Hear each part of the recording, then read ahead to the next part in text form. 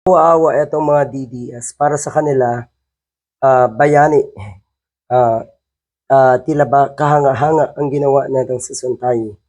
Baka naman kasi ang sinasabi niyong kahanga-hanga ay dahil mag-isa siya doon sa bumoto na para para nga, para hindi ituring na, sufficient in substance yung kaso nga ni Sara Duterte. Baka gano'n. Oh, kawawa naman kayo kasi ang hinahangaan niyo ay yung obvious na deviant, kakaiba, nag-iisa dahil naligaw ng landas. Kaya ganyan kayo. Oh, nauna na dyan si Baste, si Pulong Duterte, hinahangaan si Sontay, si Topacio, todo banat ngayon sa mga bumabanat naman kay Sontay. Pati si Ann Curtis at ang kanyang kapatid, binabanata na rin itong si Topacio, si Gasolito. O eto naman ngayon, itong si Butiki. Butiki. Ayan. Panelo, naawa kay Sontay, iginiit na hindi krimen ang imagination. Yung kanya kasi nilalarawan niya.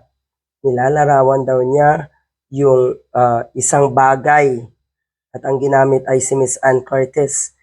Pag may iniisip ka, it's not a crime. Yun lang. Abogado daw ba ito? Kasi lahat ng krimen, napupunta yan muna sa pag-iisip eh. Iniisip mo muna yan eh. Kadalasan, karamihan sa mga krimen, planado, nanggagaling sa isip, lalo't nanggagaling doon sa libido.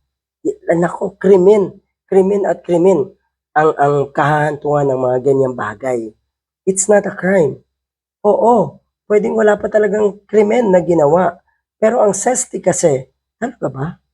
Gusto niyong sanayin ang mga kababayan natin na normal maging bastos?